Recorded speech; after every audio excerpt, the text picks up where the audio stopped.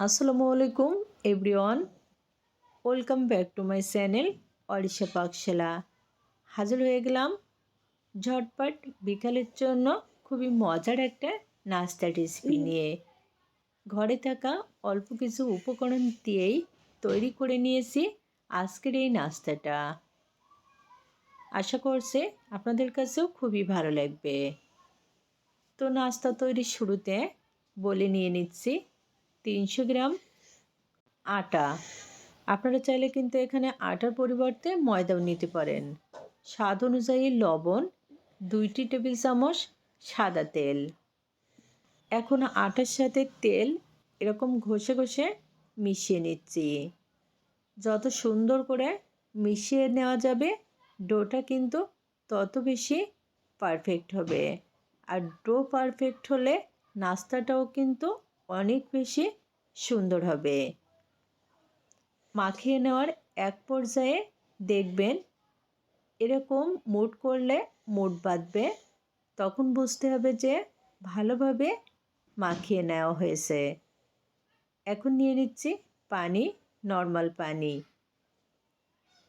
অল্প করে পানি দিয়ে প্রথমে এরকম মাখিয়ে নিচ্ছি। সবটুকু পানি একসাথে দেওয়া যাবে না। এখানে 300 গ্রাম আটার জন্য 100 গ্রাম আর 1 টেবিল চামচ পানি লাগছে। ডোটা কিন্তু আমার রেডি। অল্প একটু তেল দিয়ে এরকম মাখিয়ে 10 মিনিটের জন্য রেস্টে রেখে দিলাম। এখন প্যানে নিয়ে নিচ্ছি 1 টেবিল চামচ সরিষার তেল। তেল গরম হয়ে গেছে, নিয়ে নিচ্ছি 1 টেবিল চামচ পেঁয়াজ কুচি, পছন্দ মতো কাঁচামরিচ কুচি।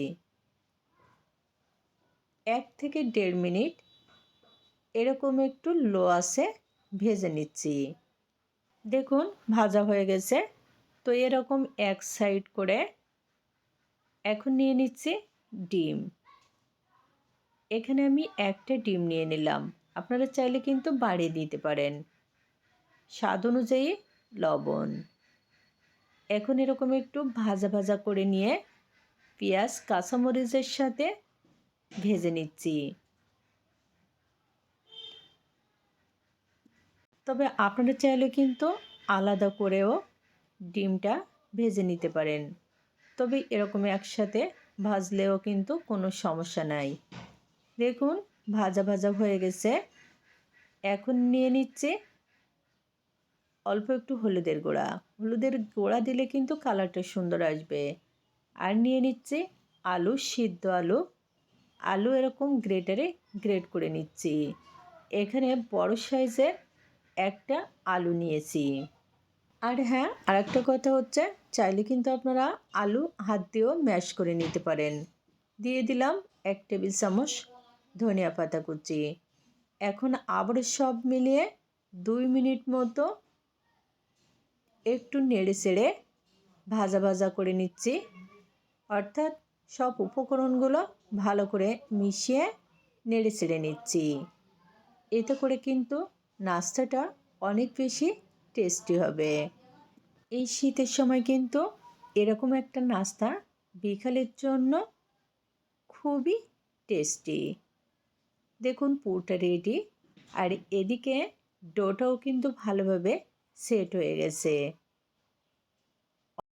তো আবারও একটু মথে নিচ্ছি। দেখুন মথে না হয়ে গেছে। তো এখন লেচি কেটে নিচ্ছি। লেচি কেটে নেওয়া হয়ে গেছে। এখন এখান থেকে একটা লেচি বোর্ডের উপরে নিয়ে রুটি বেলে নিচ্ছি। আর সামান্য একটু আটা ছিটিয়ে দিলাম। এতে করে কিন্তু বেলতে সুবিধা হবে।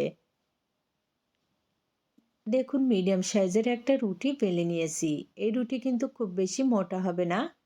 তো এখন একটা স্টিলের গ্লাসের সাহায্যে বড় রুটি থেকে ছোট রুটি কেটে নিচ্ছি। এরকম রুটি বেলে নিলে কিন্তু এই নাস্তাটা তৈরি করতে অনেক বেশি সুবিধে হয়। এখন কেটে রাখা অংশ তুলে নিলাম। এখানে আমি 4টি ছোট রুটি কেটে নিয়েছি। এখন যে আলুর পুর তৈরি করে রেখেছিলাম সেখান থেকে এরকম পরিমাণ মতো দিয়ে দিচ্ছি। আসলে আজকের নাস্তাটা কিন্তু তৈরি করা একেবারে সহজ, তবে খেতে অসাধারণ টেস্টি। পুর দেওয়া হয়ে গেছে। এখন উপরে আরেকটা দিয়ে ভালো করে সিল করে নিচ্ছি। একটু ভালো করে সিল করতে হবে যেন ভাজার সময় খুলে না যায়। তবে এক্ষেত্রে এই সিল করার জন্য কিন্তু কোনো রকম পানি দেওয়া লাগবে না। এমনিতে আঙুল দিয়ে এভাবে চেপে দিলেই ভালোভাবে সিল হয়ে যাবে। আপনারা চাইলে কিন্তু নাস্তাটা এভাবেও রাখতে পারেন। তবে আমি একটু ডিজাইন করব, এজন্য একটা পেন নিয়েছি আর পেনের পিছনটা দিয়ে এভাবে একটু ডিজাইন করে নিচ্ছি। এতে করে নাস্তাগুলো দেখতে খুবই সুন্দর লাগবে। এখানে আমি আমার পছন্দ মতো একটু ডিজাইন করে নিলাম। আপনারা আপনাদের পছন্দ মতো যে কোনো শেপে নাস্তাটা অর্থাৎ যে কোনো ডিজাইনে নাস্তাটা তৈরি করে নিতে পারেন। আর একটা চামচের সাহায্যে এরকম একটু ডিজাইন করে নিলাম। সবগুলা নাস্তা ঠিক একইভাবে ডিজাইন করে নিয়েছি। দেখুন, দেখতে কিন্তু খুবই সুন্দর লাগছে। তো এখন ভাজার পালা। এর জন্য প্যানে নিয়ে নিচ্ছি পরিমাণ মতো সাদা তেল।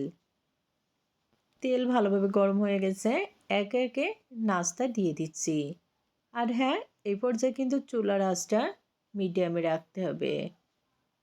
একটু সময় নিয়ে নাস্তাগুলা ভাজতে হবে, তাহলে এর ভিতরে আর কাঁচা থাকবে না। এরকম একটু সময় নিয়ে ভাজলে নাস্তাগুলো কিন্তু অনেক বেশি ক্রিস্পি হবে আর খেতেও অসাধারণ হবে। দেখুন সুন্দর কালার চলে এসেছে, ভাজা হয়ে গেছে। এখন তুলে নিচ্ছি। দেখুন সবগুলো নাস্তা আমি একইভাবে ভেজে নিচ্ছি। আজকে কিন্তু খুবই সহজভাবে অল্প উপকরণে মজার একটা বিকালের নাস্তা আপনাদের সাথে শেয়ার করলাম। আশা করছি খুবই ভালো লেগেছে। যদি ভালো লাগে ট্রাই করে দেখবেন। আবারও দেখা হবে মজার কোনো রেসিপি নিয়ে। আল্লাহ হাফেজ।